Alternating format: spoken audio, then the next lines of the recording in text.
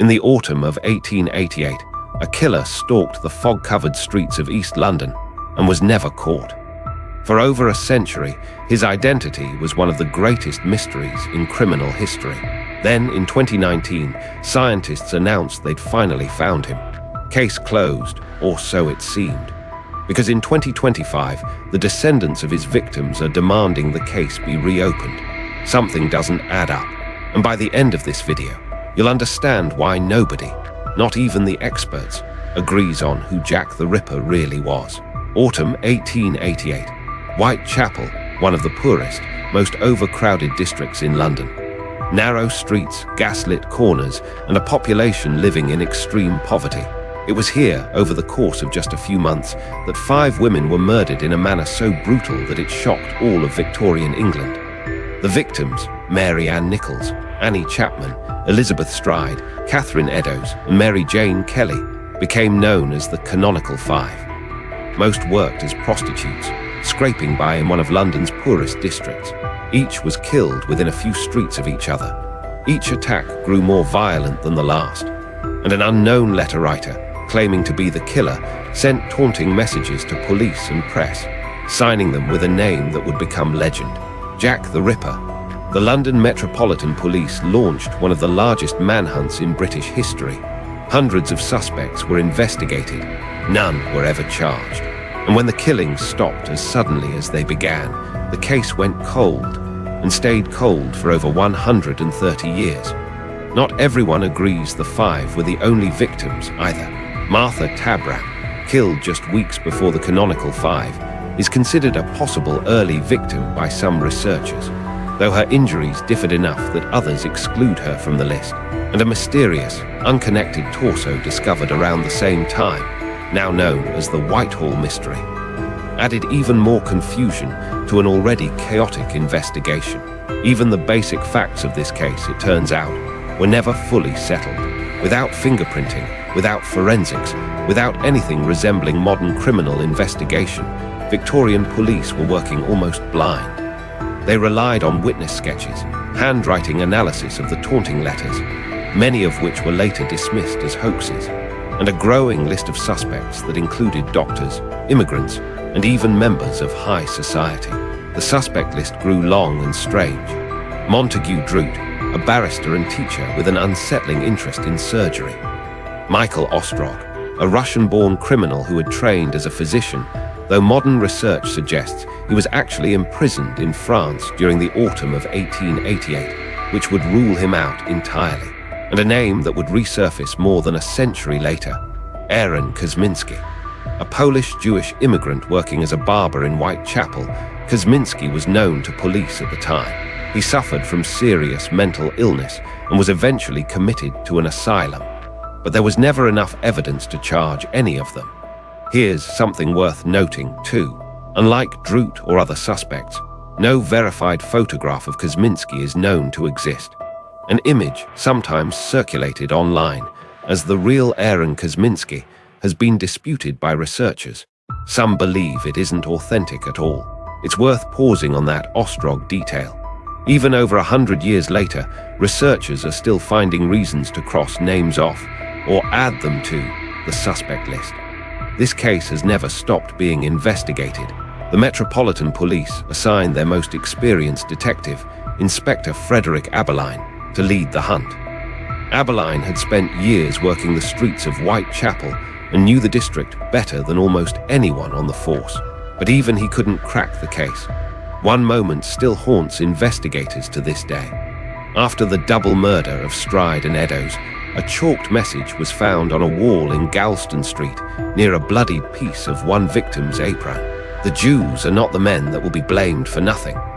Fearing the ambiguous message would spark anti-Jewish riots in a neighborhood with a large Jewish population, the police commissioner ordered it washed away before it could be properly photographed. Investigators still argue about what it meant and whether critical evidence was lost forever because of that decision. For over 100 years, that's where the case stood.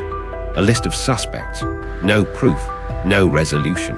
There's one more twist worth knowing before we go further.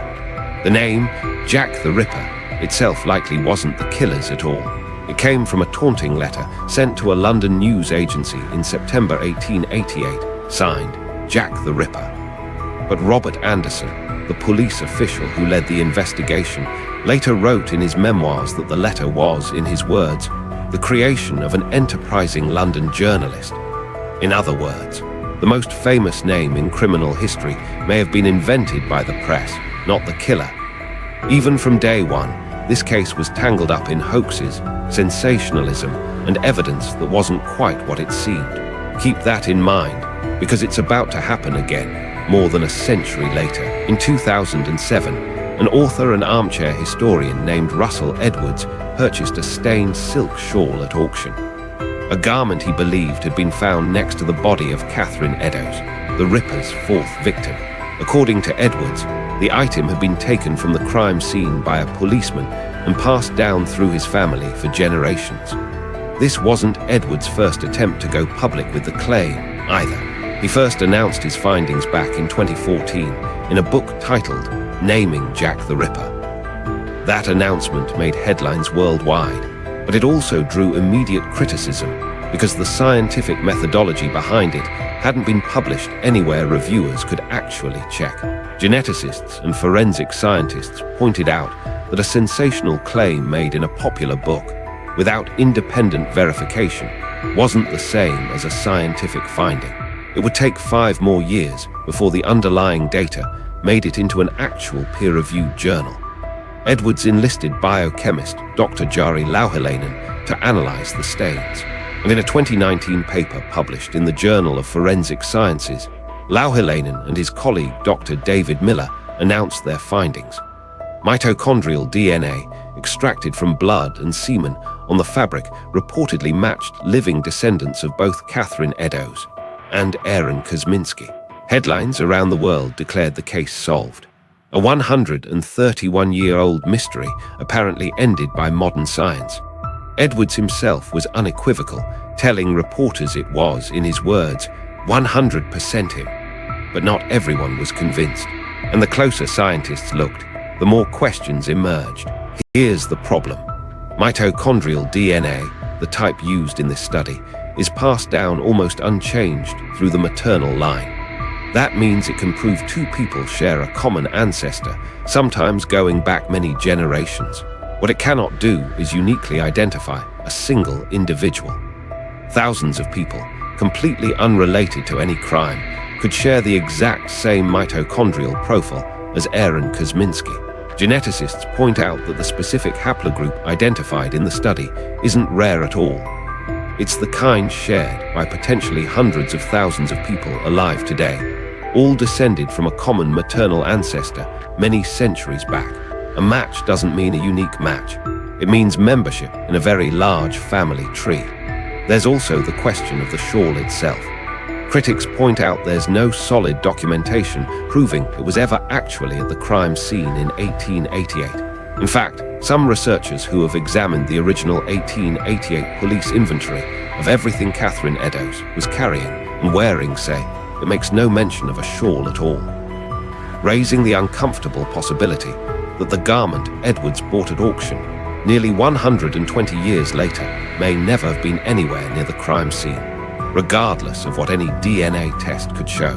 The chain of custody, the paper trail proving where an item has been and who has handled it, is essentially non-existent for over a century. And remarkably, even Dr. Louhelainen himself later acknowledged that the garment's history before Edwards purchased it in 2007 could not be verified, and that parts of the original analysis had flaws. Add to that, the study never published the specific genetic markers used in the comparison, citing privacy law, which means outside scientists can't fully verify the claims for themselves. None of this proves Kosminski was innocent, but it means the case is far from the 100% solved story the headlines suggested. And that brings us to now. In 2025, descendants of Catherine Eddowes, the victim whose blood was supposedly on that shawl, began publicly demanding that London's Metropolitan Police reopen the case. They want an official investigation, not just a scientist's private analysis funded by a shawl collector. It isn't just the family driving this, either. Researchers who specialize in the case have argued that a forensic claim this significant deserves the same scrutiny any modern DNA result would get in an actual courtroom, not just in the press. Several have called for the shawl to be retested by an independent laboratory with no connection to Edwards or the original study, following modern chain of custody standards from the very first step. Their argument is simple. If the evidence is strong enough to name a killer in the media, it should be strong enough to survive an official, independent review. So far, no formal reinvestigation has been confirmed, which means, remarkably, 137 years after the first murder, the most famous cold case in criminal history is, once again, genuinely open. So, was Aaron Kosminski really Jack the Ripper? The honest answer is, we still don't know. What we have is a compelling but contested piece of DNA evidence, a chain of custody that can't be fully verified, and a family finally asking the questions that Victorian police never could. Maybe the truth will finally come out.